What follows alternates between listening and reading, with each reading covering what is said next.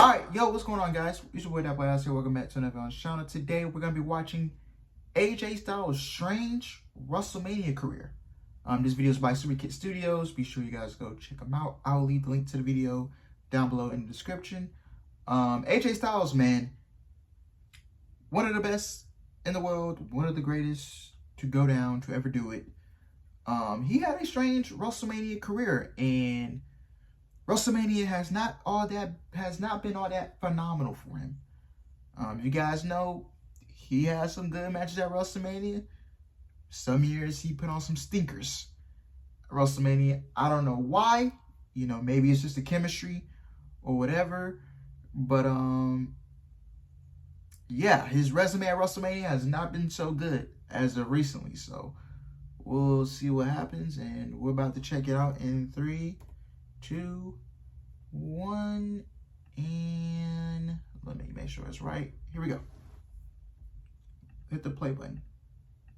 Oh, you gotta hit record, dumbass. Okay, here we go. A couple days ago, we took a trip back and looked at the greatest resume in WrestleMania history with Shawn Michaels, and my mind immediately started to drift into how a lot of other wrestlers have stacked up at this event. Last year, we dived into Seth Rollins' strong performances and how he's got a case for the modern-day Mr. WrestleMania, but that title could easily belong to someone else, the phenomenal AJ Styles. Now, for a guy who's been with the WWE for nearly a decade, you would think that he would have some classic matches and moments under his belt at this show, but when you look at the resume and you watch back the matches, I was majorly underwhelmed. At least from my perspective, this doesn't scream AJ Styles at WrestleMania. Off the hop, I want to say I'm not saying that he went out there and stunk up the place, because these are far from bad or terrible matches, but looking at the opponents, looking at who we're talking about, everything is from solid to great, but the resume doesn't have amazing moments or those all-time legendary outings, especially when you look at the talents that he shared the ring with. I'll put it to you like this. After facing guys like Edge, Shinsuke Nakamura, Randy Orton, Chris Jericho, and The Undertaker, his greatest in-ring match at WrestleMania is against a 47-year-old Shane McMahon. The problem you notice right off the hop is the Bermuda Triangle of 2007. Since AJ being in the WWE was a long time coming, they take the dream match angle a little bit too much, and as a result, you get things that are 7 to 10 years after the fact, when these guys are no longer in their prime. All the what ifs become reality, and because they take that route so much, expectations are at an unrealistic level. It's like they go to put something down on the board for AJ, and then they're like, all right, what's a mid-2000s, early 2010s match that we would have done if he was here? Now let's make up for lost time. Edge, Randy Orton, Chris Jericho, Undertaker, and surprisingly, the only one they don't run is one that has a proven track record to be good. You know, John Cena. But I'll get to that in a second, because the Rumble match for the title easily could have happened at WrestleMania with far greater stakes. Everyone knows the story. AJ comes to WWE in 2016 and within a matter of months became the guy and the WWE champion. In his first appearance at Mania, he took on Chris Jericho, and the thinking was, since he's just gotten here, they're gonna give him the win. After wrestling at Fastlane, these two formed Y2AJ, the most 2010s mashup you get an online tag team name. And then a short while later, Jericho turned on Styles because the fans chose AJ over him. Chris burned his shirt, Styles called him Y2 Jackass, and we were set. After Zack Ryder wins the Intercontinental Championship, these two go on, and it's strong. That's the best way I can put it. It doesn't get into that next gear, and it's fine. That's personally how I feel about a lot of these matches. They're just on the cusp of being something, and they never are. AJ kicks out of a code breaker, Jericho a Styles clash, and the finisher's Chris catching a phenomenal forearm into a code breaker, but of course AJ reverses this and wins. That last part doesn't happen because this is WrestleMania 32 and all the wrong wrestlers win. It's okay, he still went on to dominate, and in hindsight, it's not like he fell down the card. It was just really strange considering they wanted to make him a big deal, and he went on to fight Roman for the WWE Championship afterwards. In this year, the rivalry that stole the show was him and John Cena. These two brought the best out of each other, and their trilogy of matches. And let me stop. I thought honestly, I like this match with Jericho at WrestleMania. And, you know, I thought they was going to give AJ the win as well. But, I was shocked that Jericho won the match. Yeah, but like you said, in my opinion, he still went on and had a great rookie year.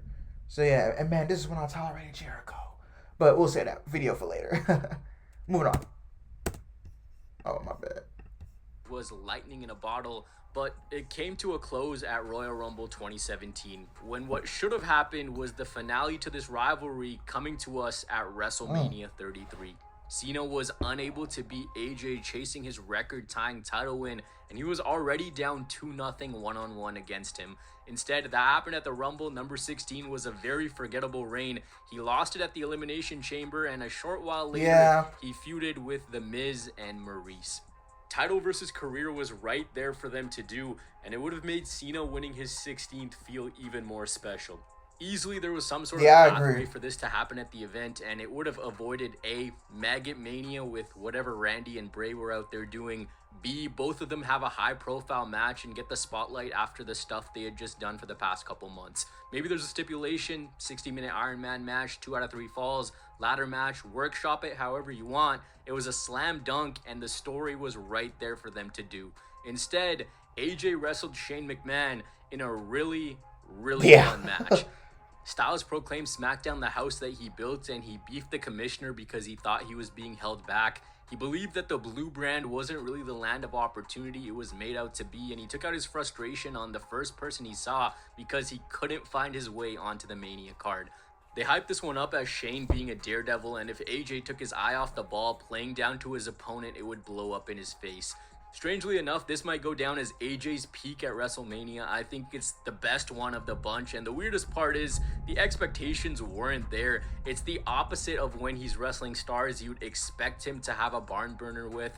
The first bit is them trading blows and feel out, and it's actually much better than I remember. Shane kicks out of a finisher, and then once the ref gets taken out, this becomes really fun. AJ brings out the trash cans and attempts to go coast to coast himself before being hit by a bin and then eating one from Shane himself. McMahon flies high, eats an announce table for dinner, and then becomes prime Kurt Angle, hitting reversal DDTs and shooting star presses before AJ hits a phenomenal forearm and wins it. Now we move into the next year, a WrestleMania dream match for the ages, locked up just like that. Shinsuke Nakamura.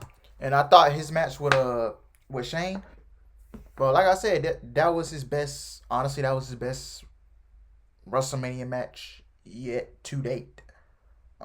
Bro, him and Shane. If you guys remember him, AJ Styles and Shane McMahon feuding on SmackDown and them taking it throughout WrestleMania, that stuff was that match.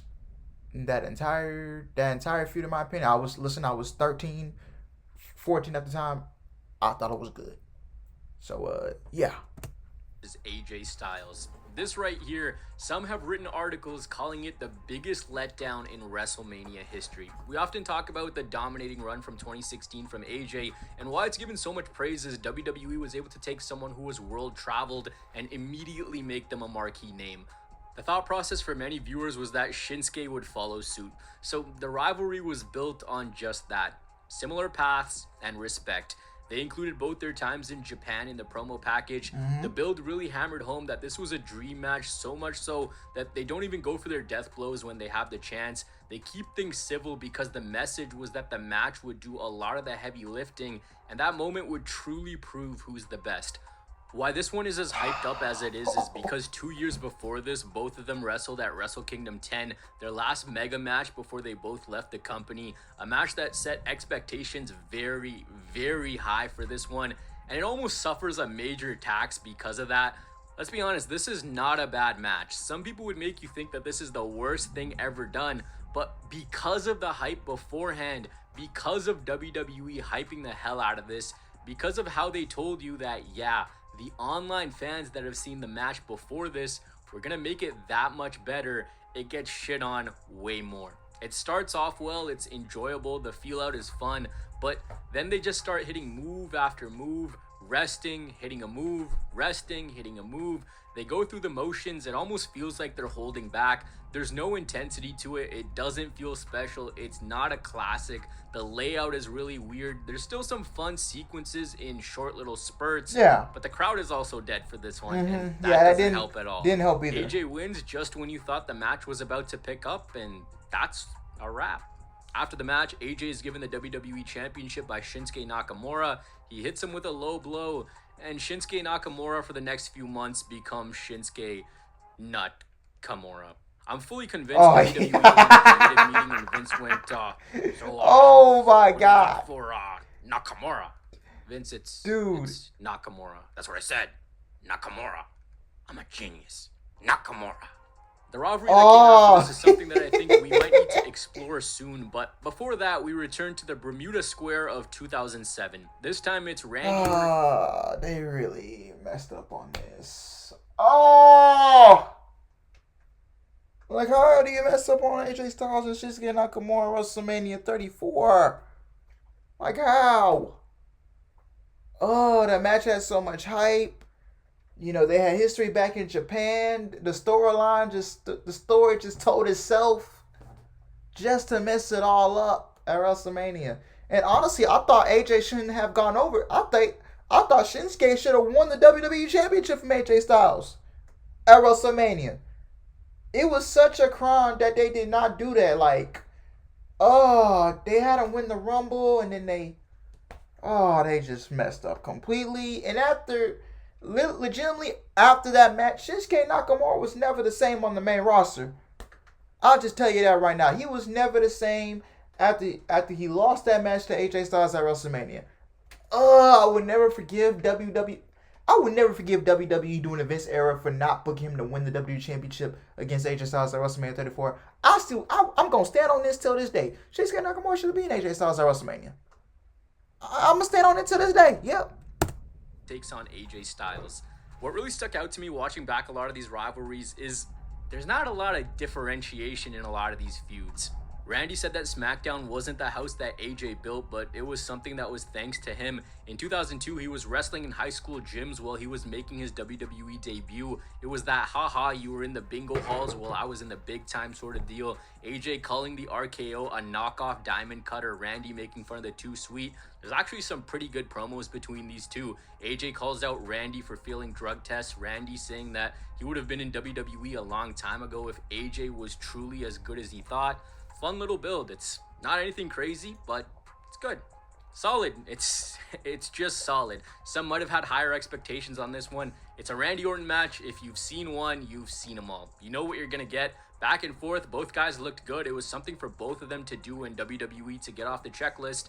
Very evenly matched contest. Dare I say it's even the sleeper of this entire resume. I remember this one because there were people inside MetLife Stadium who couldn't see at one point. Very off topic, but if you guys were at SoFi a couple years ago and sitting on that right side, I think it was, you would be blinded by a ginormous M because I was blinded by a ginormous M.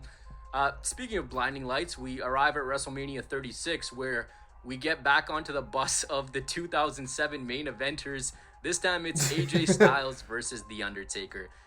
Now, if this one went through how it was supposed to, you know, in front of a crowd, one-on-one, I don't know if it would be anything more than what you think it would probably be. Maybe it would have been no holds barred or a no DQ match, but thankfully this was a boneyard match. Kurt Angle told Undertaker to wrestle AJ after he was disappointed with the Goldberg match, essentially assuming it'd be a Styles carry job. The OC attacked Rey Mysterio before the Tawake Mountain Trophy finals. Undertaker came out, chokeslam, he wins, and we're on. AJ said he doesn't see a phenom anymore. He sees a broken down old man named Mark Calloway, and his conspiracy theory was that his wife Michelle keeps him coming back, essentially calling her a gold digger, and that she was running him into the ground and he would help. It's the normal he's a shell of what he once was type beat. The American Badass returned and told AJ that he only called his name once all the legends were gone. He was scared to come to WWE while all those top tier stars were still in their prime. That Michelle does the Faith Breaker, aka the Styles Clash, better than him. That she got it over and he's gonna pay the price in a boneyard. I remember being under the impression that this was just gonna be a fancy casket match, and well, it was a fancy buried alive match. It's exactly what it should be, and all the supernatural voodoo and shenanigans make it a blast. Maybe this is a blessing in disguise, because I don't know how crazy a one-on-one match between these two in 2020 has gone. It's a cinematic masterpiece, and it's awesome. So technically, AJ Styles. I actually like this match. The cinematic. Next year he goes down the card a lot, And one thing I noticed is Yeah, during the they don't pandemic. always have the biggest of plans for AJ Styles. Yeah, In I always 2021, liked he the was in cinematic Tag Team matches. They were Purgatory in so a good. nothing match against the New Day for the Tag Team Championships. It's him and Omos with the thought process that if they pair the two together, the Giant would take to things much quicker. This one was all about Styles winning the one championship he hasn't in WWE and crossing everything off the bucket list.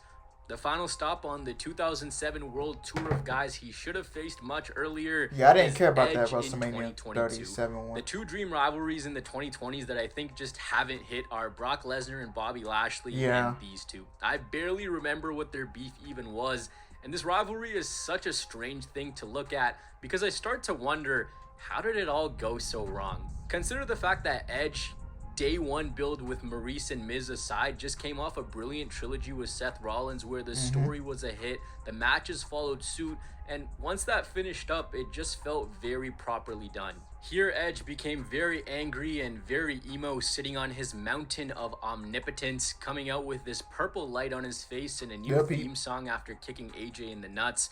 This Edge heel turn doesn't age well because within a matter of months, he changes his music, cuts his hair, creates the Judgment Day, and after this, he's kicked out of his own group and he feuds with Finn Balor for what feels like forever. The story here was that Edge wanted the best of AJ, and the other elements I don't really think aligned with why Edge was the way he was.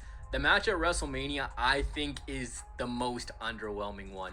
I don't care for this one whatsoever. It's the most disappointing one to me in the entire catalog. I don't think it's an enjoyable watch. It drags on for far too long, and it's just mid, and it kills me to say that probably because you would never. I think the crowd was there for this too. A lot of these just don't get into gears 3 or 4, and they end off at 2.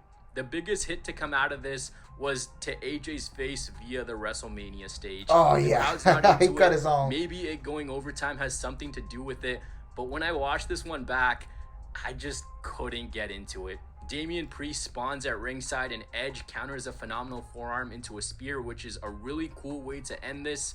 WrestleMania 39, he's not here because... Yeah, and I know like a lot of people didn't like... Yeah, now I liked Edge's heel run. AJ Styles was the guy to get Edge. You know, when he turned heel, he basically created the Judgment Day. And it was a blessing in disguise, especially for Rhea Ripley and Damian Priest, because, you know, imagine if WWE was still running in the Vince era and the Judgment Day was not a thing. And Edge never created Judgment Day. Where would Rhea Ripley and Damian Priest be? You gotta ask yourself that question. Where would they be if Edge never created, you know, Judgment Day? So you really gotta think about that. So, but yeah, man, this match for me, it just never. Yeah, like I was bored. It just never got in the full gear, and the crowd. I think the crowd was there for it. If I remember, yeah. The next year at 40, it's a really fun build against LA Knight, home invasion, I'm sorry, it's trip around the thunderstorming where I'm at. continent and all. And again, similar to the Shane match, when the expectations are not that high, he has a really good match. What I think would rank as the second best match right after the Shane 2017 one. This year it's against Logan Paul, and it's AJ Styles. Of course, he's going to have a solid match. He's aged like fine wine. But it's I think inconsequential. this one's There's gonna no be good. stakes. In 15 years, people are going to remember it as the classic Logan Paul feud, just with a different guy on the other side. AJ doesn't have that all-time special WrestleMania moment to his name. He doesn't have that all-timer match. It seems like WWE have played it safe for AJ or just not had that much for him to do. But really think about it. If I told you WWE would have AJ Styles for a decade at WrestleMania, Yeah, that's crazy. you'd probably think he'd do special things. But all these years later, it's insane to say that the best match in his catalog is against Shane McMahon. One of them isn't even a proper match, and LA Knight probably rounds out any combination of the top 3. The matches you thought would be great weren't, and the matches you thought wouldn't be good ended up being among the best. On paper, this looks like something that's been crafted for him to rival the best of the best, but in execution, it hasn't been. WWE's booking of him, a very heavy reliance on the dream match angle and lofty expectations have made for a strange WrestleMania resume. Yeah, I agree with what he's saying. Yeah. Yeah. honestly, if some of these matches if it would have happened like mid 2000s, late 2000s, early 2010s, I feel like it would have came out a little bit better. But yeah, it's crazy to me how AJ Styles and Shane McMahon was still AJ's best Mania match. And I like the one with Jericho from WrestleMania 32, and I like the one with The Undertaker, the Boneyard match. Yeah, during the pandemic, those cinematic matches that him and The Undertaker and the other wrestlers were having were good. Because my opinion too, if AJ Styles and Undertaker, if that was in a crowd, I feel like it wouldn't hit. If there was no pandemic in the crowd and there was a full crowd, I don't think it wouldn't have hit, in my opinion. So yeah, man. But I think this year, the one with Logan Paul, I think is going to be fun. I think Logan Paul and AJ Styles, they'll bring the best out of each other at WrestleMania 41. I can't wait. So anyway, guys, let me know what you guys think. Please hit the like button, comment, subscribe, and I will see you guys in the next one. Peace.